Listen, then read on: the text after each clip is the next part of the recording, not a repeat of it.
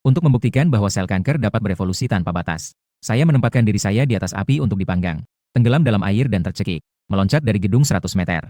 Hanya karena sel kanker saya bermutasi, menjadi mampu melakukan evolusi adaptif. Terpapar api dapat memperoleh ketahanan suhu tinggi. Tenggelam dalam air dapat memperoleh tahan kekurangan oksigen. Jatuh dari ketinggian menghasilkan kulit tembaga tulang besi. Apapun yang tidak bisa membunuh saya, hanya akan membuat saya menjadi lebih kuat. Namun sebelumnya, saya telah menghabiskan semua tabungan untuk berobat. Sudah lama rumah kosong tiarap langit-langit dan tidak memiliki uang. Untuk mengisi ulang energi yang terpakai dalam evolusi sel, saya menoleh melihat sofa kulit milik pemilik rumah. Seketika muncul sebuah ide berani. 1 jam kemudian, di atas sofa kulit yang rusak seolah-olah digigit anjing, aku memaksakan diri untuk menelan benda asing di mulutku meskipun terasa sakit, lalu memuntahkan 1 gigi geraham yang patah. Ding! Sel-sel Anda berhasil beradaptasi dengan benda keras. Kamu telah mengembangkan keterampilan pasif. Mulut keras LV1. Organ pencernaanmu telah berhasil menyesuaikan diri dengan benda asing. Kamu telah mengembangkan keterampilan pasif. Perut baja LV1. 3 kali pendarahan lambung. Setelah semua gigi patah, evolusi adaptif dapat dianggap berhasil. Mulut keras meningkatkan kekuatan gigitan dan kekerasan gigi saya. Perut baja memastikan saya dapat mencerna banyak hal. Hal-hal aneh yang tidak dapat dicerna oleh orang biasa. Mendapatkan energi. Selanjutnya, sofa kulit asli bisa dijadikan makanan. Diperkirakan cukup untuk dimakan selama 2 hari. Masalah makanan sementara teratasi. Langkah selanjutnya adalah melanjutkan pengembangan evolusi sel. Tiba-tiba, sebuah deringan ponsel memecah pikiranku. Mengeluarkan ponsel dari saku. Mengetahui bahwa nomornya tercatat sebagai kreditur. Sebelumnya untuk pengobatan. Juga meminjam uang sebesar 200.000. Sesuai dengan suku bunga di kontrak itu. 2 bulan berlalu. Saya kira saya harus mengembalikan 500.000. Saya tampak tertegun saat menjawab telepon. Selamat pagi Tuan Qin. Berdasarkan penilaian dari perusahaan kami, situasi Anda saat ini sudah kehilangan kemampuan untuk membayar utang. Staf kami akan datang ke tempat Anda dalam waktu dekat untuk membicarakan cara pembayaran lain dengan Anda. Mohon tetap sadar, tetap di rumah. Jangan mati lebih dulu. Tidak memberi saya kesempatan untuk berbicara. Setelah menyampaikan kata-kata sopan yang mirip perintah, panggilan telepon terputus. Hanya saja tidak jelas apa yang dimaksud dengan cara pembayaran lain. Lagi pula, aku juga tidak punya apa-apa. Bagaimanapun juga, tidak mungkin membayar 500.000. Sebaiknya tetap di rumah dan menunggu untuk melihat. Segera, terdengar ketukan pintu dari luar. Buka pintu. Di luar ada seorang rambut kuning dan seorang dokter muda. Saya belum sempat berbicara. Rambut kuning itu dengan tidak sabar melambaikan tangan. Kami berdua adalah penagih hutang. Anda berhutang 500.000 kepada kami. Persatuan Tuhan aneh. Hari ini Anda harus membayar. Tentu saja. Kami tahu Anda tidak punya uang. Jadi, Anda bisa membayar utang dengan cara lain. Sambil berbicara, dia memberikan isyarat. Dokter muda itu langsung paham. Buka koper. Suasana dingin mengalir keluar. 3 pisau bedah ditampilkan dengan jelas di atasnya. Sel kanker Anda belum menyebar ke ginjal. 2 ginjal. 500.000. Itu sudah dianggap adil. Saya tidak berkata apa-apa. Menatap dokter dengan ekspresi berpikir. Dan pisau bedah di tangannya. Rambut kuning mengira saya terkejut. Dia tertawa dan berkata, jangan terpaku seperti itu. Waktu saya sangat berharga. Ayo masuk operasi. Jangan bilang kamu berpikir untuk melarikan diri. Saya menggelengkan kepala. Langsung berjalan ke samping dokter muda. Mengeluarkan sebuah pisau bedah dari koper miliknya. Di bawah tatapan kedua orang itu. Langsung menikamkan pisau ke pinggangnya. Mengikatkan sebuah luka kecil. Kemudian, tanpa berubah ekspresi, mengulurkan tangan kanannya. Dengan suara, srek, mengeluarkan 1 ginjal segar. Memberikannya kepada dokter yang tertegun di depannya. Jangan terdiam begitu saja. Selagi masih segar, segera simpan. Setelah itu berkata, saya melihat ke arah rambut kuning yang berdiri di pintu. Dengan wajah penuh penyesalan menjelaskan, kalian berdua adalah kreditur. Di mana Anda bisa mendapatkan pekerjaan? Mengambil organ adalah hal sepele. Saya bisa melakukannya sendiri. Kalian tunggu sebentar. Ginjal kedua segera datang. Dalam suasana bercanda, saya sekali lagi membuat sayatan di pinggang. Mengulurkan tangan untuk menjelajahi. Mengambil ginjal kedua. Kedua ginjal telah diambil. Saya lagi-lagi merasa malu kepada dokter muda. Bertanya, 2 ginjal 500.000. Apakah kalian masih mau? Jangan khawatir. Saya masih punya ini. Persediaan sangat cukup. Keheningan. Keheningan yang mencekam. Sebagai seorang pejuang, rambut kuning tahu dengan jelas. Organ dapat terlahir kembali. Ini setidaknya adalah sesuatu yang bisa dilakukan oleh seorang guru bela diri tingkat rendah. Data tersebut salah. Pemuda di depan ini berpura-pura bodoh untuk mengambil keuntungan. Terlihat seperti orang biasa yang sakit parah. Sebenarnya dia memiliki tingkat pejuang. Dia segera menekan aura membunuhnya. Di hadapan pejuang. Dia, seorang pejuang tingkat 2, tidak ada artinya. Jadi dia mempertimbangkan kata-kata sebentar. Mengeluarkan senyum yang menyenangkan. Dengan hati-hati berkata, saya tidak tahu apa maksud Anda.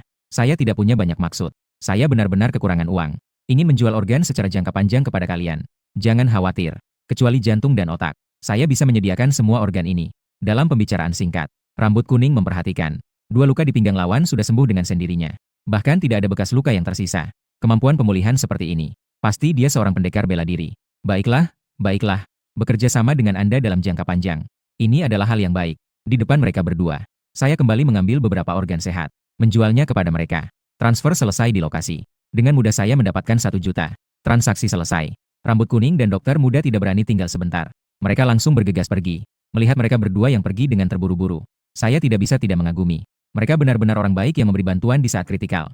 Menjual organ sendiri tidak hanya bisa menghasilkan uang, tapi juga bisa berevolusi. Sungguh sangat cocok dengan situasi saya. Membuka panel pribadi. Tindakan mencabut organ baru saja. Juga membuatku mengembangkan 2 keterampilan pasif. Masing-masing adalah pembentukan darah LV1 dan kebangkitan organ LV1. 2 keterampilan ini terkait dengan peningkatan sel. Pemulihan LV2 mengalami penggabungan. Menjadi daya pulih tubuh LV1. Ganti pakaian bersih. Saya siap untuk keluar sebentar. Membeli bahan kebutuhan. Saya memiliki 1 juta simpanan. Sekarang saya punya keberanian untuk melakukan apa saja. Sampai di ujung jalan. Di sudut terdapat sebuah supermarket. Di depan pintu terdapat papan iklan yang menandakan buah spiritual ungu dan buah salju dijual dengan harga spesial. 1 buah harganya 1.000 yuan. Sungguh benar-benar mencuri uang. Buah spiritual yang tidak berkualitas ini dapat ditemukan di tepi luar wilayah rahasia. 1 tanaman bisa menghasilkan ribuan buah. Bawa ke kota dan jual kembali. Lebih menguntungkan daripada berinvestasi properti. Buah spiritual yang tidak berkualitas juga tetaplah buah spiritual. Orang biasa yang mengonsumsinya dalam jangka panjang dapat meningkatkan kesehatan, meningkatkan potensi seni bela diri. Saya menghela napas, berlari cepat masuk ke supermarket, langsung berjalan menuju kasir supermarket. Bos, saya membeli 1 buah spiritual ungu dan 1 buah spiritual salju. Saya menunjukkan kode pembayaran di ponsel. Seumur hidup, saya belum pernah merasa sepercaya ini. Kasir yang tua terdiam sejenak, lalu dengan bodoh mengangguk, mengambil 2 buah yang bulat dan berisi dari belakang meja kasir. 1 berwarna putih dan 1 berwarna ungu. Setelah membayar dengan senang hati, saya tidak pergi. Tepat di depan lelaki tua itu. Memakan kedua buah spiritual itu dengan bersih. Bahkan bijinya pun tidak dibuang. Si tua di meja depan melihat adegan ini. Dengan santai mengingatkan, buah salju dan buah ungu tidak boleh dimakan terlalu banyak oleh orang biasa. Maksimal 3 buah dalam sehari. Jika lebih dari itu, energi dan organ tidak bisa menahan. Akan ada bahaya. Mendengar 4 kata ini, mata saya langsung bersinar. Segera bertanya, kakek, apa yang kamu katakan bisa berbahaya? Sebesar apa bahaya itu? Dengan evolusi adaptif, saya tidak takut akan bahaya. Hanya khawatir bahaya tidak cukup. Wajah tuan tua itu menunjukkan sedikit keheranan. Dia sudah menjual buah spiritual di supermarket ini selama ini. Belum pernah melihat seseorang yang bertanya seperti ini. Sedang memikirkan bagaimana menjawabnya. Tiba-tiba seorang pemuda datang dari samping. Dia yang pertama kali menjawab pertanyaan ini. Apakah ini pertama kali kamu makan buah spiritual? Bahkan tidak tahu tentang ini. Orang biasa makan 5 buah ungu dalam sehari. Sangat mungkin akan membakar jantung dan paru-paru. Mengeluarkan darah dan pingsan. Ada risiko terhadap nyawa. Mengenai buah salju, efek obatnya lebih kuat. Orang biasa makan 5 buah. Jantung mungkin akan berhenti berdetak karena dingin yang masuk ke dalam tubuh. Saya tidak menghiraukannya. Terus berkata kepada tuan tua, beri lagi.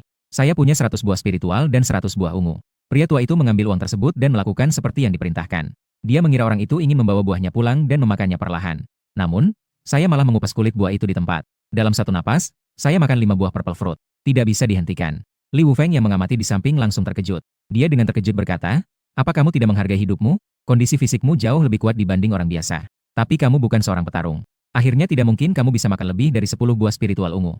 Jika tidak, pasti mati. Aku meliriknya sepintas. Dengan santai, saya mengeluarkan 1 buah spiritual ungu. 3 kali lahap saya menelannya. Kamu bilang orang biasa tidak bisa makan 10 buah spiritual ungu. Saya tidak percaya. Praktik adalah kebenaran. Hari ini saya akan memperlihatkan kepada kamu. Li Wufeng tertawa karena marah. Dia dengan dingin berkata, kamu ingin mencari mati. Saya juga tidak bisa menghentikannya. Saya menelan buah spiritual ke-8. Jika saya benar-benar habis, aku akan berlutut dan memanggilmu ayah. Semua buah spiritual yang kamu beli di sini ke depannya, masukkan ke dalam tagihan saya. Setelah itu dia berkata. Dia menyilangkan tangan di dada. Berdiri acuh tak acuh di samping.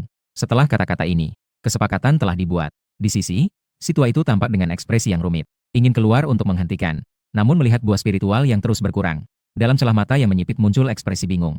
Buah spiritual ke-9, ke-10, ke-11. Seiring dengan buah spiritual yang saya telan satu persatu, kulit saya perlahan-lahan terasa seperti terbakar.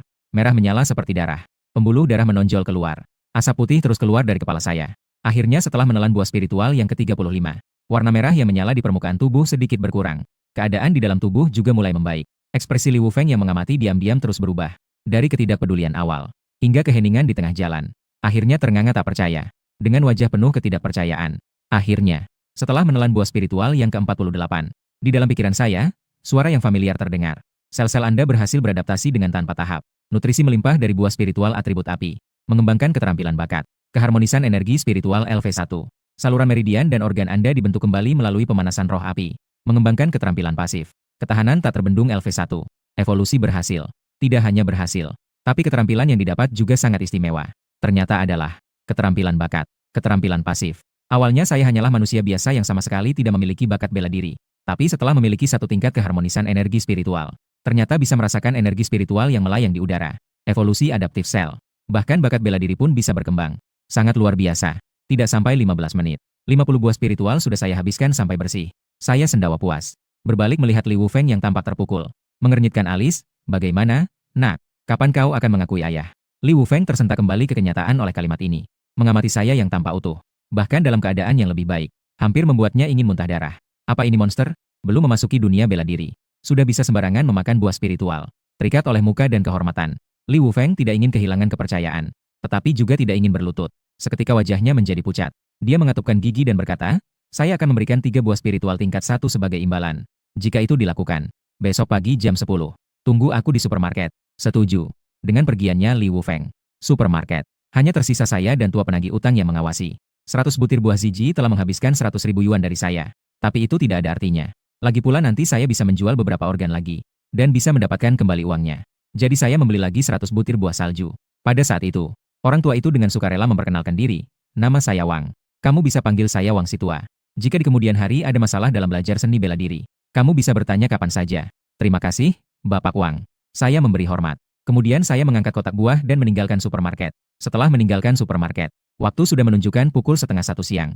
Jalanan yang awalnya sepi perlahan-lahan mulai ramai. Saya mengangkat sebuah kotak besar buah spiritual di bahu saya. Penampilannya sangat mencolok, menarik perhatian. Cepat kembali ke bawah gedung apartemen.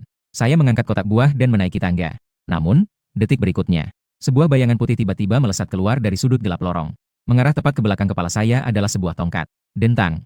Tongkat besi menghantam belakang kepala saya.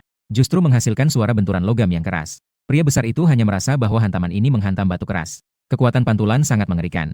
Getarannya membuat telapak tangannya terasa nyeri. Sialan. Orang ini sepertinya punya kepala terbuat dari pelat baja. Pria besar itu tidak percaya hal itu.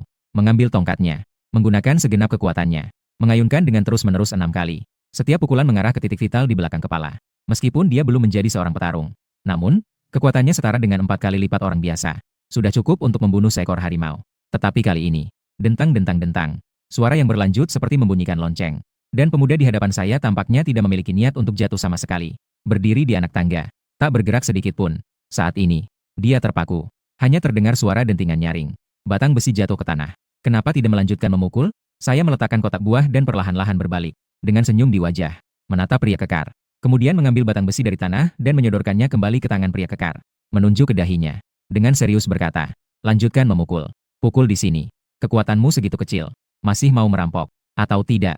Kalian makan 2 buah spiritual terlebih dahulu sebelum melanjutkan. Kakak, sudah bertemu dengan lawan yang sulit. Ayo kita cepat pergi. Saat itu, seorang pria berambut pendek tiba-tiba melompat keluar dari sudut. Dia melompat mendadak. Di tangannya juga memegang batang besi. Dia langsung memukul kepalaku.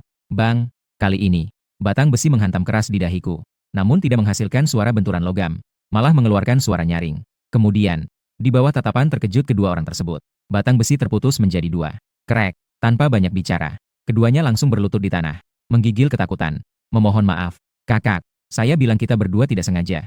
Apakah Anda percaya? Jaraknya terlalu besar. Mereka memikirkan sampai kepala mereka pecah tapi tidak bisa mengerti. Mengapa ada seorang petarung dengan setidaknya 3 tahap akan merendahkan diri tinggal di apartemen tua di pinggiran timur. Saya menatap kedua preman kecil itu. Tidak berkata apa-apa. Senyum tidak pudar. Silakan pergi ke kantor polisi di pinggiran timur untuk menyerahkan diri. Saya sedang sangat sibuk sekarang. Tidak ada waktu untuk membawa kalian keluar. Sambil berkata, aku berbalik. Pergi ke atas sendiri. Dalam beberapa hari saya akan pergi ke kantor polisi untuk mengonfirmasi. Jika tidak melihat kalian. Jadi segera tidak ada yang bisa melihat kalian di dunia ini. Glek. Pria berambut pendek dan pria besar secara naluriah menelan air liur. Harapan terakhir di dalam hati pun lenyap. Kembali ke ruangan yang familiar. Saya memandang sofa kulit yang hancur di ruang tamu. Sebentar terasa bingung. Beberapa hari yang lalu, saya bahkan miskin sampai hanya bisa mengisi perut dengan sofa. Tapi sekarang saya sudah menjadi jutawan. Jalan ke depan terbuka lebar. Untuk segera menjadi lebih kuat, saya langsung mengeluarkan 50 buah spiritual. Mulai melahapnya dengan rakus. Suatu rasa dingin yang ekstrim menyebar sepanjang meridian saya. Menghujam dengan gila ke dalam organ. Hanya dalam 1 menit, permukaan kulit saya sudah tertutup oleh lapisan embun beku.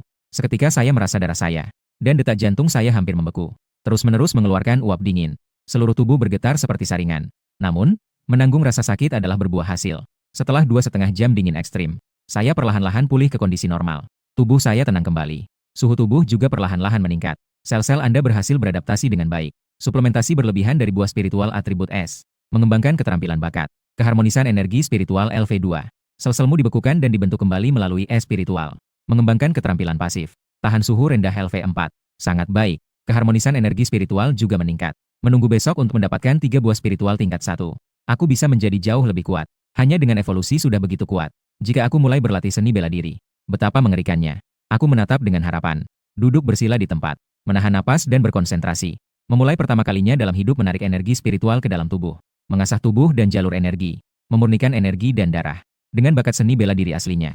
Bahkan tidak bisa merasakan energi spiritual. Tetapi kini sudah memiliki keharmonisan energi spiritual level 2. Proses menarik energi spiritual ke dalam tubuh menjadi sangat lancar. Hambatannya sangat kecil. Begitu saja. Menunggu hingga matahari terbit keesokan harinya. Aku baru saja membuka mataku. Menghembuskan napas panjang dan melepaskan udara kotor. Hanya merasa segar dan bertenaga. Seolah lahir kembali. 5 tetes darah kehidupan berwarna emas muda melayang di dalam meridian jantung. Dalam 10 jam terakhir, saya telah menempa 5 tetes darah kehidupan. Secara resmi menjadi seorang pejuang pemula. Saat itu, saya tiba-tiba mendengar suara. Langkah ringan di dalam apartemen. Saya menundukkan kepala melihat waktu. Sekarang baru pukul 5 pagi. Begitu pagi. Siapa yang akan keluar? Saya melihat ke pintu masuk apartemen. Tatapan saya terfokus. Sosok yang familiar terlihat. Wang Yueling awalnya ingin menyapa lebih dulu. Oh, iya. Terakhir kali saya terjun bebas dari atap. Juga pada pukul 5 pagi. Tepat jatuh di depan dia. No translation needed. Selamat pagi, Taige. Kamu sedang berlatih lagi? Ya. Tuan Qin sebenarnya ingin lebih dulu menyapa. Tapi tiba-tiba teringat adegan berdarah kemarin. Seketika merasa sedikit takut. Jadi hanya melambaikan tangan dari jauh. Namun ketika dia melihat dengan seksama, tiba-tiba sangat terkejut. Saat ini, Qin terlihat segar bugar seperti lautan. Seolah-olah matahari pagi menggantung di udara. Terik dan menyilaukan. Ini adalah tanda untuk menjadi seorang pejuang. Kemarin masih seorang biasa. Hari ini sudah menjadi pejuang. Ini benar-benar seperti mimpi yang tidak bisa dipercaya. Wang Yueling sangat terkejut dan bingung. Dia berjalan sambil. Masih merasa bingung. Apakah mungkin metode latihan jatuh bebas benar-benar berguna?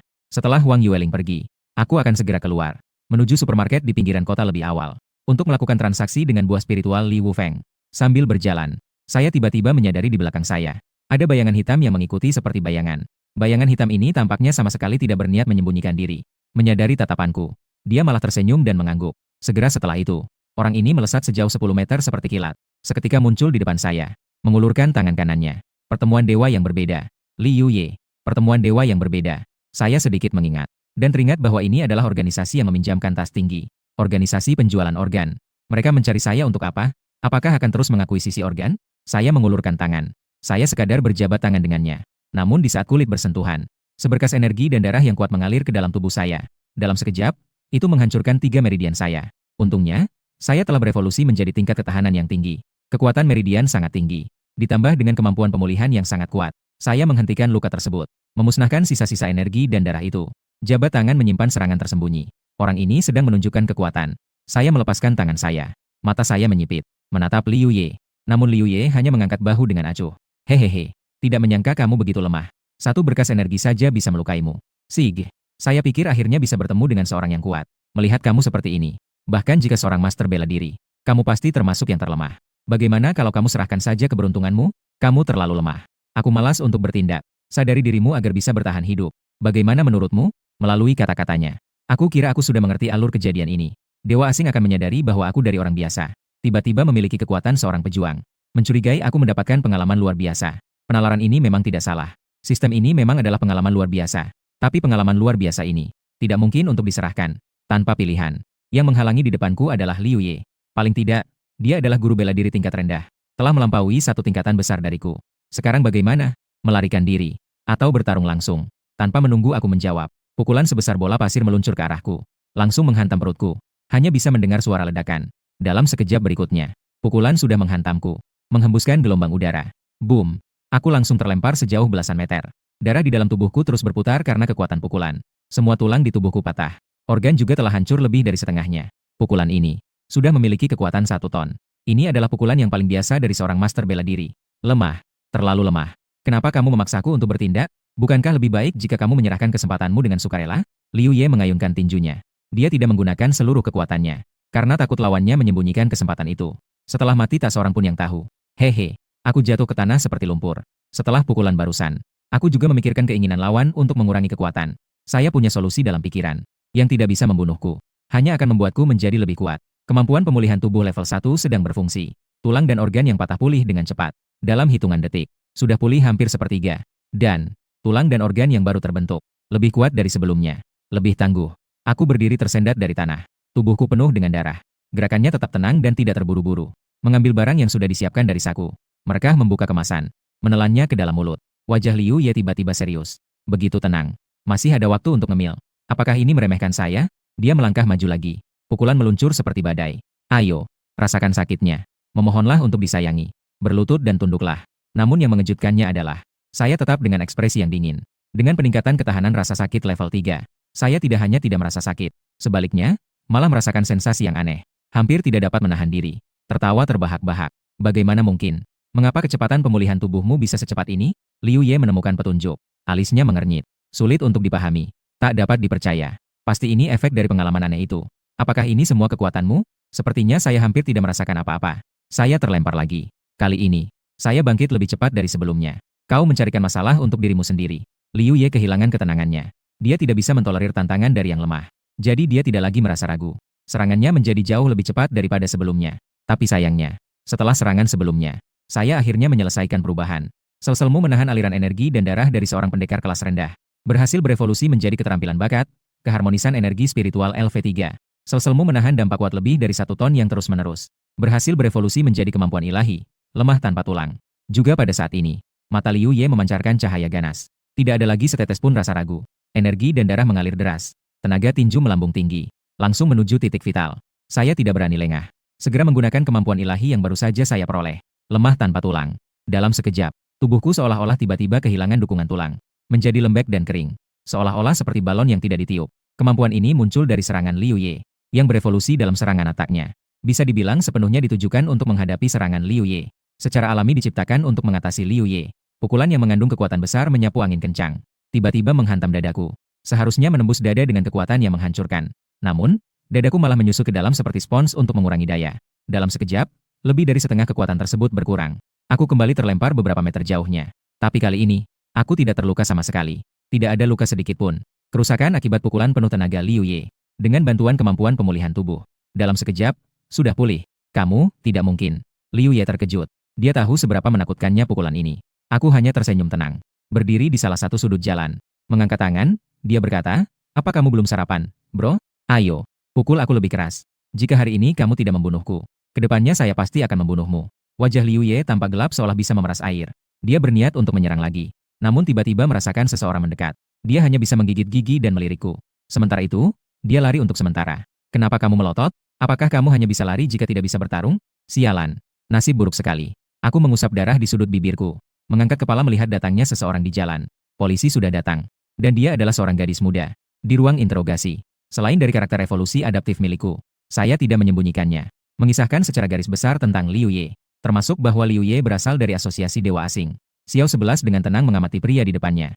Namun, baik ucapan maupun ekspresi orang itu, dia tidak bisa melihat adanya masalah.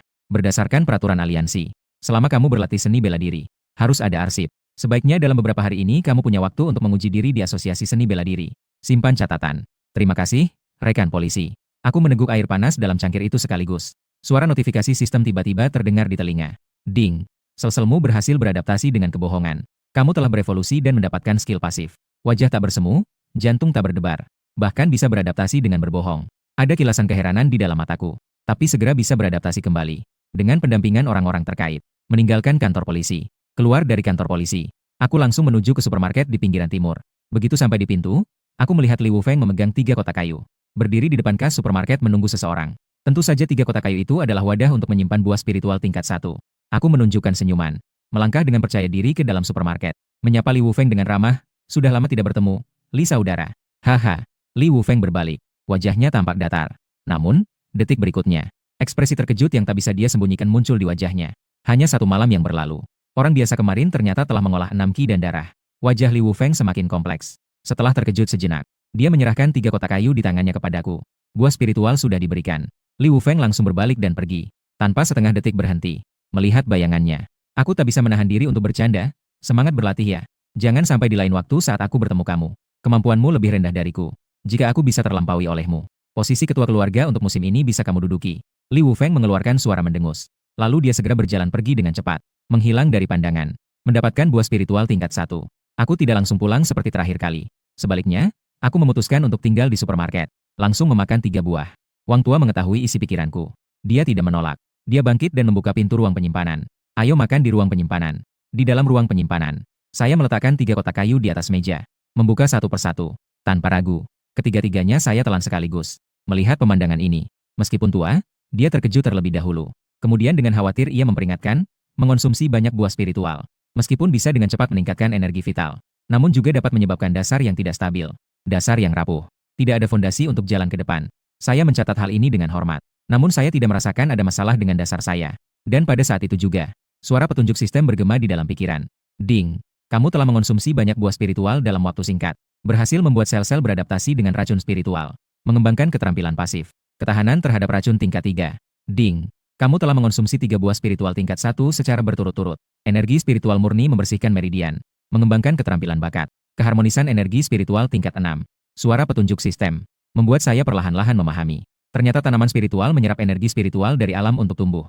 Sebagian besar mengendap racun spiritual di dalam tubuh. Namun, saat ini saya telah berevolusi dengan ketahanan racun, yang sudah bisa mengabaikan racun spiritual. Kedepannya bisa makan sebanyak yang diinginkan, tanpa perlu khawatir sama sekali. Urusan buah spiritual sudah selesai. Saya bertanya pada Wang Tua, ngomong-ngomong, Anda tahu tentang Persatuan Seni Bela Diri? Wang Situa mengangguk dan berkata, Persatuan Seni Bela Diri adalah organisasi yang bertanggung jawab mengatur dan mengelola para pejuang manusia. Saat ini, kamu telah berhasil menjadi pejuang tingkat 1. Memang perlu untuk pergi ke sana. Saya berpikir sejenak. Lalu saya bertanya satu pertanyaan lagi. Wang Situa, saya ingin mempelajari beberapa teknik pembunuhan. Saya tidak tahu di mana menemukan saluran tersebut. Meskipun saat ini memiliki kekuatan dan fisik yang kuat, namun kurang memiliki cara menyerang. Hanya sekadar memukul sembarangan, tanpa ada aturan. Wang Tua tersenyum tipis. Dia menunjuk dan berkata, Persatuan Seni Bela Diri ada. Setelah kamu mendaftar dan menyelesaikan identitas pejuang, kamu akan bisa membeli semua yang terkait dengan seni bela diri di situs resmi menggunakan identitasmu. Segala sesuatu yang berhubungan dengan seni bela diri. Ternyata begitu. Persatuan Seni Bela Diri ini cukup menarik. Ternyata telah mendirikan situs seperti ini.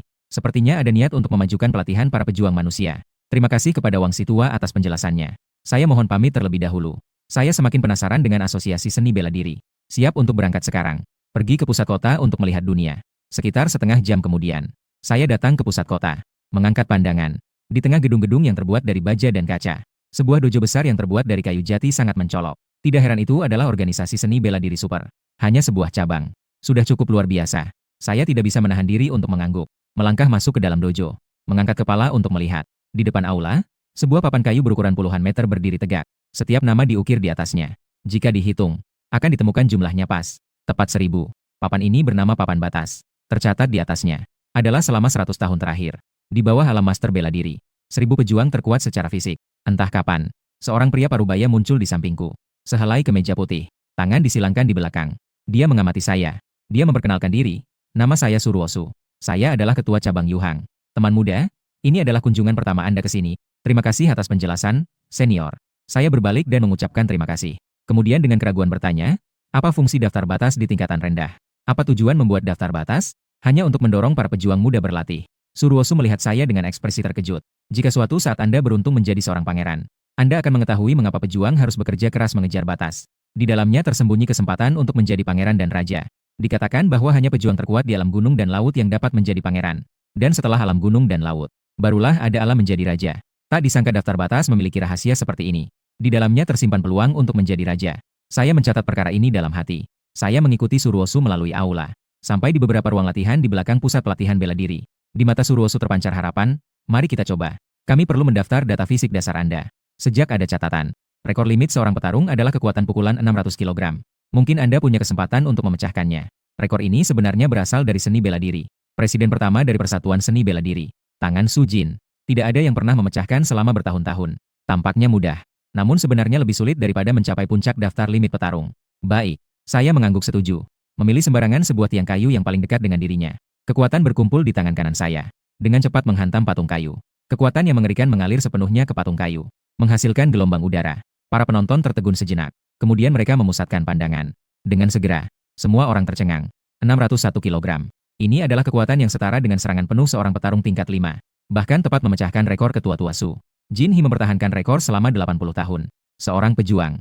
Setara dengan tingkat 5. Mata Suruosu yang tadinya menyipit kini terbuka lebar. Dengan mengabaikan hal-hal lainnya, dia melangkah cepat ke sampingku.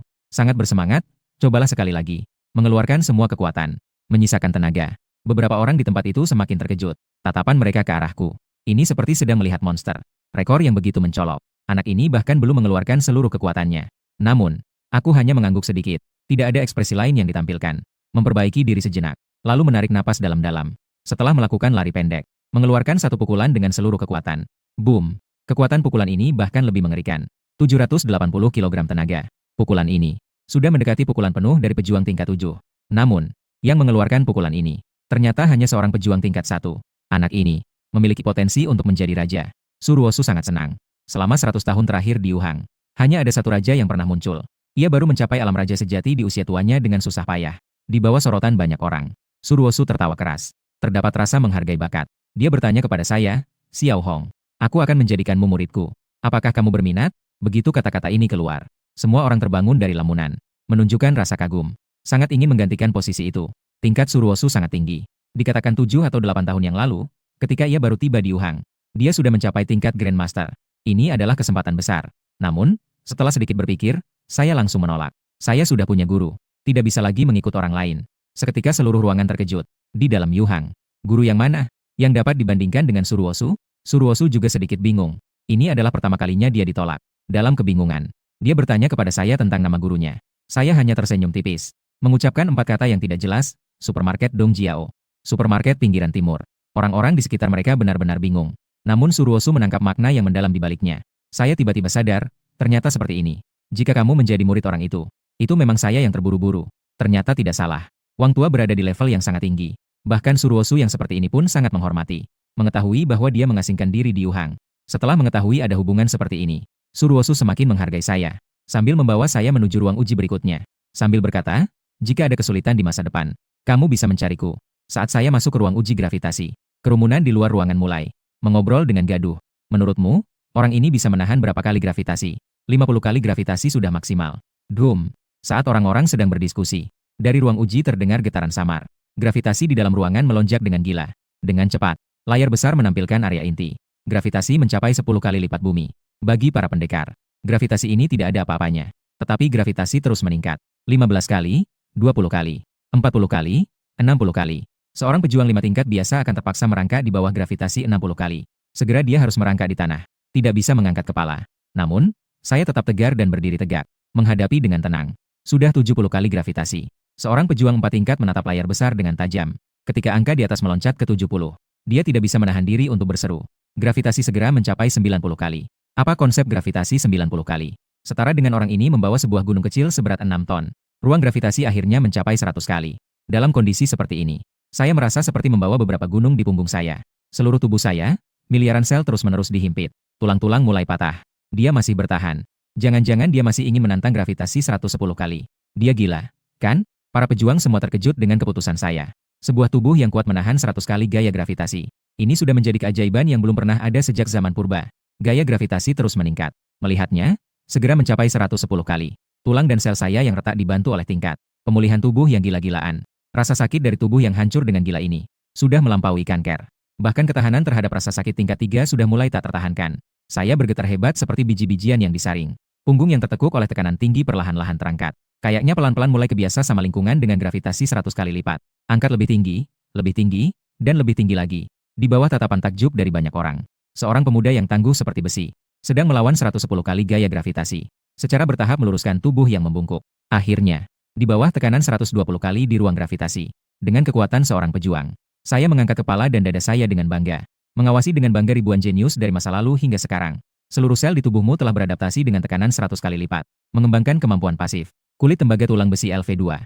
Jalur energi dalam tubuhmu mendapatkan peningkatan secara menyeluruh. Mengembangkan keterampilan pasif. Ketahanan LV2. Keterampilan pasif ketahanan berhasil bergabung dengan kulit tembaga tulang besi. Berevolusi menjadi keterampilan pasif. Tulang baja LV2. Seluruh sel di tubuhmu dibentuk kembali dalam kehancuran dan kelahiran baru. Mengembangkan kemampuan pasif. Kemampuan pemulihan fisik LV2. Mendengar suara sistem yang bergema di dalam pikiran. Aku tersenyum tipis. Di bawah tatapan ribuan orang. Keluar tanpa tekanan dari ruang gravitasi 100 kali lipat. Gravitasi 120 kali lipat. Dibuka dengan mudah. Prestasi semacam ini. Bahkan jika itu adalah jenius terhebat dalam daftar batasan para pendekar. Tidak mungkin dicapai hanya dengan satu tingkat keterampilan. Menatap aku yang kembali dengan kemenangan dari ruang uji. Kerumunan di luar awalnya terdiam sejenak. Seketika terdengar tepuk tangan yang mengguntur. Bro, kamu tak tertandingi sekarang. Jika di masa depan kamu menjadi petarung tingkat 9, Bukankah itu akan membuatmu dengan mudah mendaki puncak daftar ekstrim? Gravitasi 100 kali lipat tidak ada artinya bagiku. Jika ingin memecahkan rekor, gravitasi 1000 kali pun ada kesempatan untuk mencapainya. Alasan sangat sederhana. Karena aku memiliki kemampuan luar biasa untuk tahan tekanan. Lemah tanpa tulang. Semua tes telah selesai. Menghindari gangguan dari kerumunan. Aku mengikuti Suruosu. Kami menuju belakang panggung Asosiasi Seni Bela Diri. Setelah secara pribadi membantuku mendaftar serangkaian informasi, Suruosu memberiku sebuah halaman situs. Di masa depan, jika ada sumber daya seni bela diri yang ingin dibeli atau dijual, semua bisa diperdagangkan di sana. Aku dengan senang hati menerimanya. Memanfaatkan kesempatan ini, aku bertanya banyak hal kepada Sulau. Misalnya, apa tingkat kekuatan tertinggi di antara umat manusia saat ini? Mendengar pertanyaan ini, Suruosu tampak terkejut. Kemudian dia menghela napas sambil tersenyum pahit dan berkata, setelah tingkat Shanghai, baru ada penobatan raja. Setelah itu adalah yang terhormat. Jawara paling top di antara para yang mulia. Dikenal sebagai Tianzun. Setiap Tianzun adalah yang dapat menekan keberuntungan suatu ras. Keberadaan yang tak tertandingi yang bisa mendobrak satu dunia. Ekspresi kompleks melintas di wajah Suruosu. Dengan lembut ia menghela napas, kalian hanya tahu. 100 tahun yang lalu, rahasia gua muncul di bintang biru. Namun tidak akan mengetahui bahwa berbagai ras dari angkasa yang datang bersama rahasia gua bukanlah makhluk yang baik. Ras Phoenix, ras naga, Kui Beast, Hound, ras laut. Ras asing dari angkasa ini, terlepas dari, baik dari segi latar belakang maupun kekuatan, jauh melebihi ras manusia. Mereka membantai manusia dengan sembarangan. Terutama senang dalam membantai bakat-bakat luar biasa dari ras manusia. Namun lebih dari 80 tahun yang lalu, ada seseorang yang mencapai ujung jalan besar. Dia adalah yang terhormat pertama dari ras manusia. Juga Tianzun pertama dari ras manusia. Tian Na. Dia bangkit di tengah berbagai kesulitan. Menjadi kuat dan dominan hingga ke puncaknya. Akhirnya menjadi bencana bagi semua ras. Ketika membicarakan tentang kisah masa lalu ini, meskipun sudah bertahun-tahun berlalu, Suruo masih merasa terhormat. Energi yang mengalir. Tapi ketika memikirkan akhir dari Tianzun ini, wajahnya kembali terlihat sedikit suram. Pada hari itu, Tianzun Wanjie melawan 6 orang sendirian. Bertarung melawan 2 orang Zunju dengan tangan kosong. Mencederai satu Tianzun secara serius. Dengan keras berhasil mengusir semua klan kuno. Namun dia juga mencucurkan darah di Laut Selatan. Hampir jatuh. Akhirnya, dia mengubah tubuh Tianzun yang tersisa menjadi formasi yang sangat besar. Mengguncang dan menekan ruang besar terbesar di planet biru. Ruang besar Laut Selatan. Suruo menutup matanya dengan kosong. Menceritakan tentang kisah masa lalu ini. Sepertinya menghabiskan semua tenaganya. Untuk waktu yang lama. Dia baru berbicara lagi, jika suatu hari kau pergi ke ruang besar Laut Selatan, kau bisa melihat kembali batu nisan yang ditinggalkan oleh Tianzun Wanjie. Hatiku terasa berat. Apa yang dicatat di batu nisan itu? Di atas batu pahat. Hanya ada satu kalimat. Itu adalah pandangan dari Tianzun Wanjie. Suruo tiba-tiba membuka matanya. Dari matanya terpancar kepongahan yang tak terbatas. Kata-kata, kuat dan berirama. Melihat saya, bangsa manusia menyebutnya sebagai yang terhormat. Saat menekan musuh dengan kuat. Malam, saya menyelesaikan latihan. Mengeluarkan telepon dari saku. Mengunjungi sebuah situs web yang luar biasa. Dikatakan di dunia bela diri. Asalkan kamu punya uang, segalanya bisa dibeli. Termasuk waktu dan kehidupan. Saya membuka bagian teknik pernapasan dan melihat sejenak. Mata hampir saja terbelalak. Teknik pernapasan sinarnya matahari. Teknik kelas A. Terbukti dapat meningkatkan efisiensi latihan 5 kali lipat untuk di bawah tingkat master.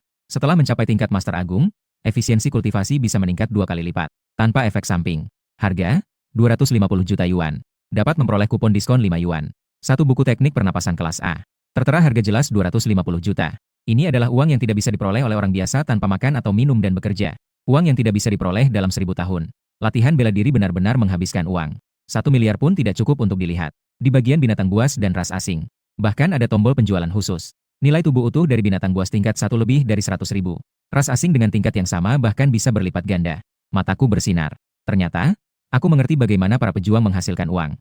Tempat rahasia Suantian harus dikunjungi sekali. Aku membuka kembali kategori metode.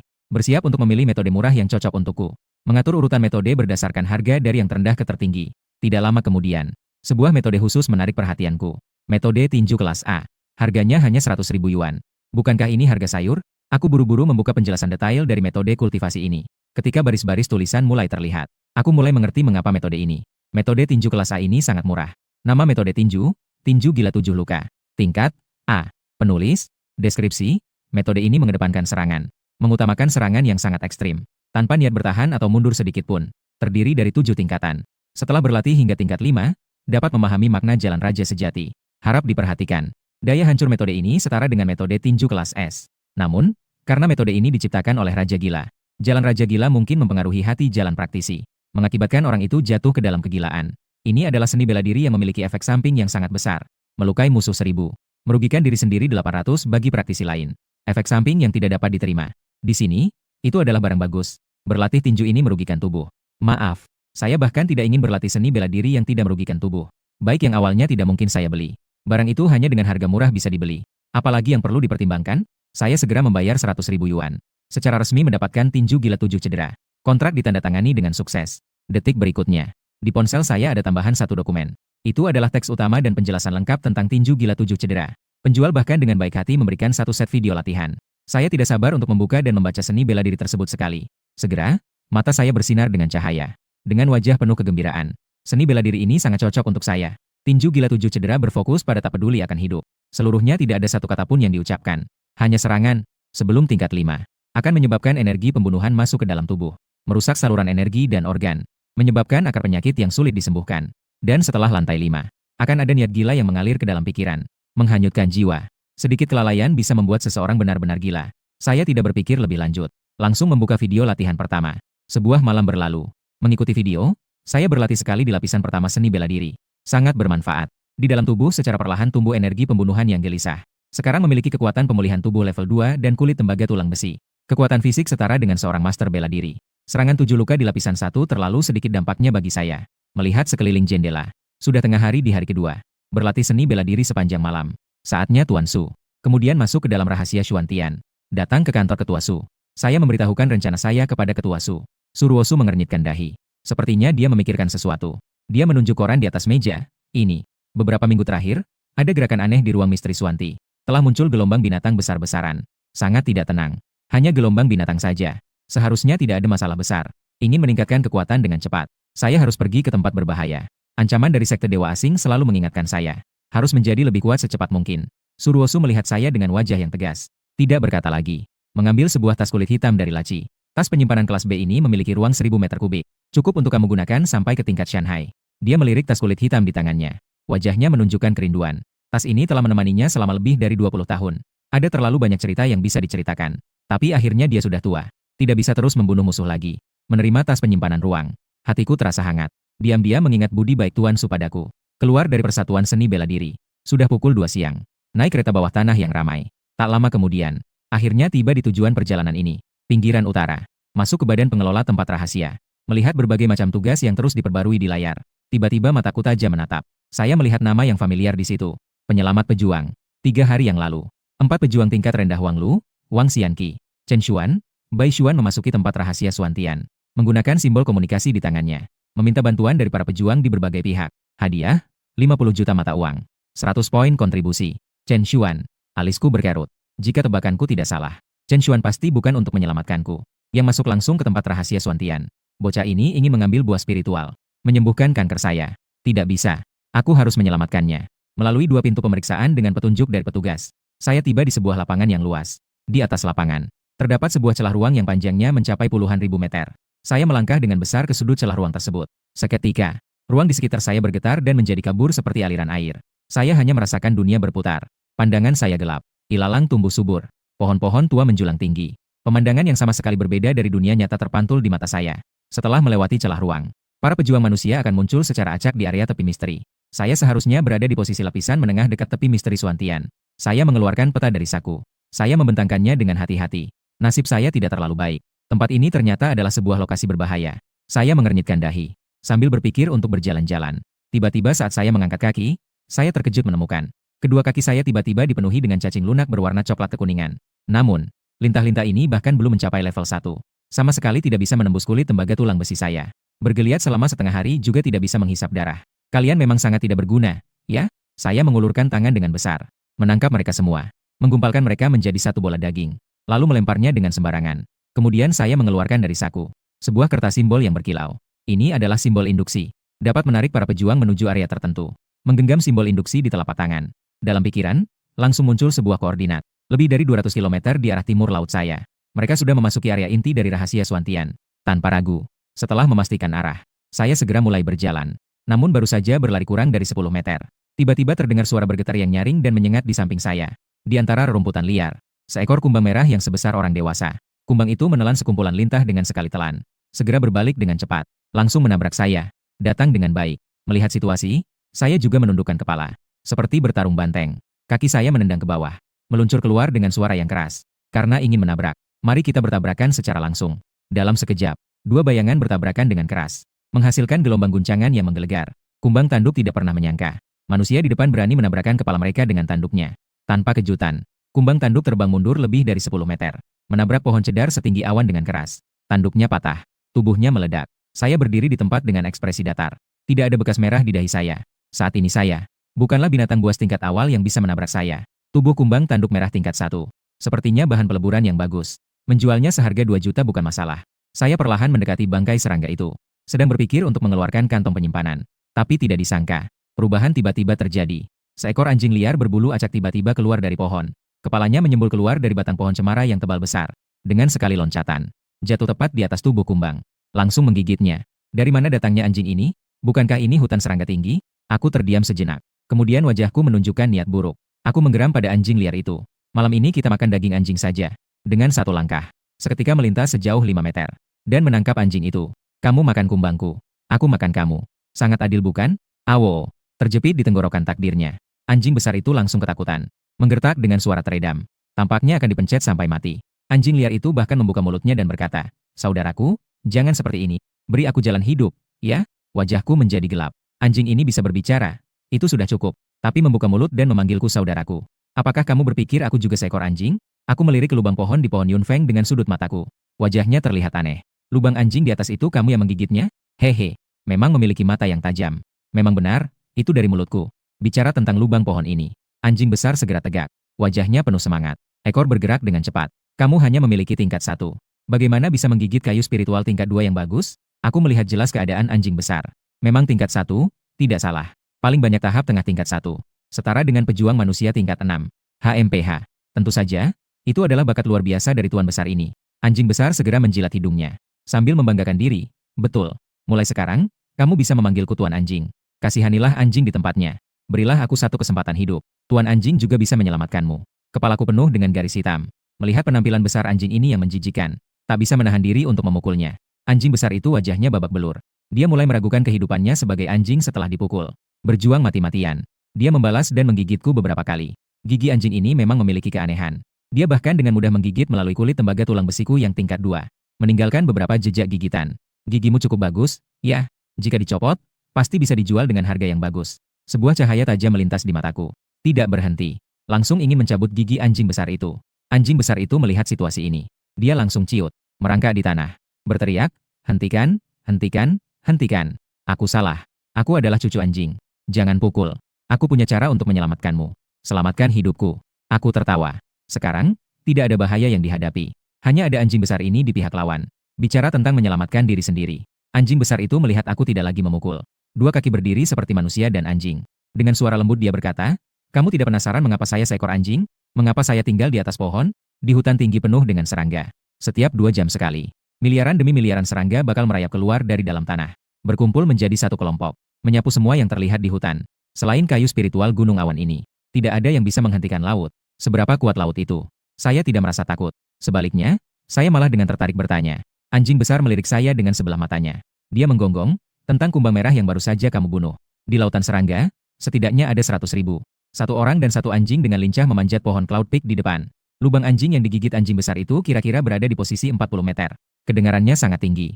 Sebenarnya jika dibandingkan dengan batang utama yang lebih dari 800 meter, itu rendah sekali. Selagi satu orang dan satu anjing berjuang keras memanjat pohon. Tiba-tiba, terdengar gerakan samar dari permukaan tanah di bawah. Sepertinya ada sesuatu yang bergerak di semak-semak. Terlihat satu demi satu berbagai jenis serangga muncul dari tanah. Dan mulai berbaris dengan tertib. Anjing besar itu masuk ke dalam lubang anjing. Berbaring di mulut lubang. Dengan wajah puas, ia menatap lautan serangga di bawah. Seolah-olah menonton film. Sesekali merasa lapar. Ia menggigit tepi lubang anjing. Mulutnya penuh dengan serutan kayu. Ia mulai mengunyah dengan rakus. Kamu biasanya makan kulit kayu dan serutan kayu. Aku mengerutkan dahi. Anjing besar itu memiliki lubang anjing untuk beristirahat. Tapi aku tidak bisa masuk ke dalam lubang anjing yang sekecil itu. Aku hanya bisa mempertahankan posisi memanjat pohon. Benar. Setelah lautan serangga meledak, kemungkinan besar akan berlangsung selama 5 jam. Di hutan, hampir tidak ada makhluk lain selain serangga dan seni spiritual. Hampir tidak ada organisme lain. Anjing besar itu tampak seolah-olah itu adalah hal yang wajar. Mata anjing itu berkilau. Dia tersenyum dan berkata, "Aku ingin mengingatkanmu terlebih dahulu. Sebaiknya kamu jangan meniru aku makan buah spiritual. Kamu tidak akan bisa menirunya. Tanpa mulut dan lambung titanium yang kumiliki, kamu tidak akan bisa menggigit buah spiritual ini." Setelah mendengar ceritanya, wajahku tetap datar. Aku hanya sedikit membuka mulut. Mulutku menggigit kulit pohon di depan. Gigi-gigiku langsung patah. Darah mengalir dari mulutku.